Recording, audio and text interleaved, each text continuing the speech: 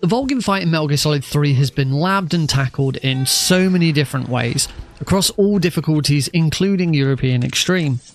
Traditionally, Volgin has been dealt with lethally, usually using the SVD.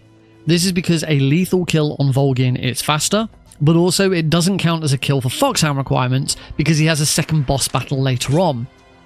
With this tutorial, I'm going to show you something different, a quick and easy method to take him out non-lethally, so you can grab that sweet Cold War camo, and it's all thanks to the Raikov Mask. You only need two things going into the Volgin fight. Have the Mosin Nagant in your weapon menu, and have the Raikov Mask already equipped. During a speedrun, equipping the Raikov Mask is easily added onto the final camo and inventory setup you do just before climbing back into Groznygrad.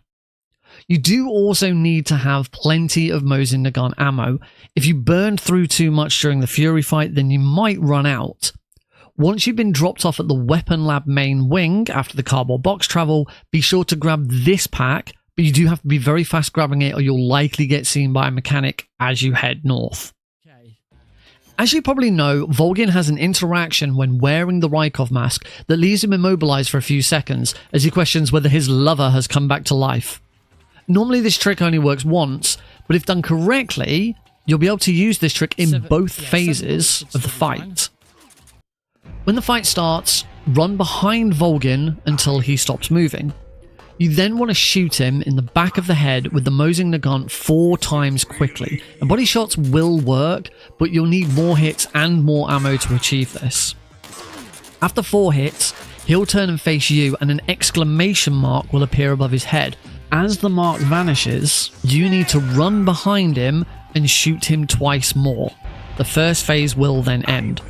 Now by doing this, you've stopped Volgin from triggering his angry reaction to being fooled by the mask, thus making the game think the interaction hasn't been performed. So as you start phase 2, you see that Volgin triggers the exact same interaction. He's immobilized and all you need to do is repeat the process. As long as phase 1 was correct, phase 2 is quick and simple, same again.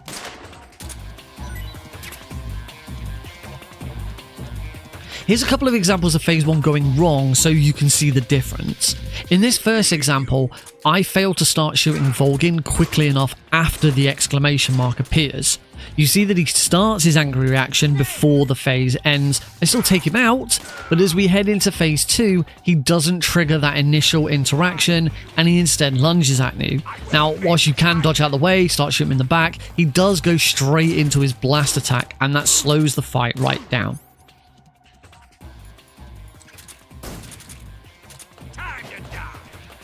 In this second example, I wasn't quite fast enough between shots at the start, and you can see the exclamation mark appear early. Even though I get the phase done quickly, his anger reaction does still trigger, thus preventing the initial reaction in phase 2. I only entered this fight with enough ammo to finish the fight if I landed every headshot perfectly, so in this case, finishing the fight is actually very difficult. The big question here is, why would you take him out non-lethally when lethal is just fine and still counts for Foxhound? And if you want the Cold War camo to make the bike chase easier, well, you can just do a New Game Plus run with it already unlocked, right? Well, the lethal version is tricky if you're bad at shooting with the SVD. I still occasionally run out of SVD ammo and I have to resort to finishing Volgin off with one of the pistols. You might find you're more consistent with this method. And the delay introduced by the Cold War camo dropping, it only happens once. Beautiful. If you have the Cold War camo already and you're doing a New Game Plus run, well, the time difference between the two versions is shorter. But this version of the fight is actually super important for category extensions. Things like all camos, all collectibles, 100%, those need to have the Cold War camo included in them.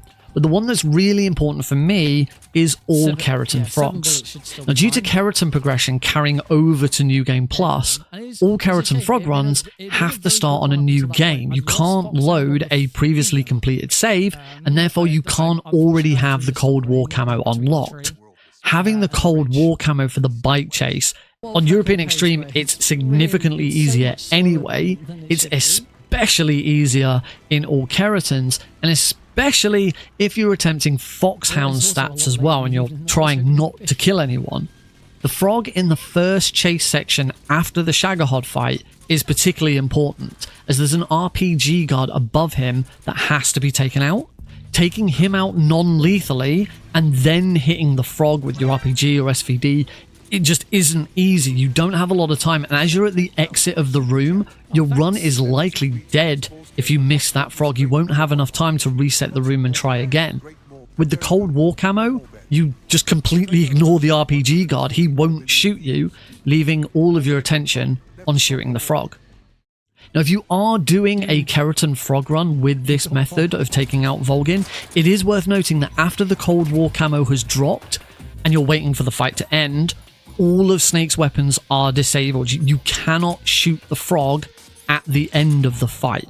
Instead, you just need to shoot the frog at the start of one of the two phases and then go off and deal with Volgin. Is it really you? The Cold War camo absolutely transformed the bike section for me, so having a fast way of getting that camo in a new game run is very, very important to me. Getting used to shooting quickly with the no-scoped mosing the gun is tough. It will take a lot of practice, but this setup with the Raikov Mask gets Volgin into the perfect position to pull it off quite easily once you're used to it.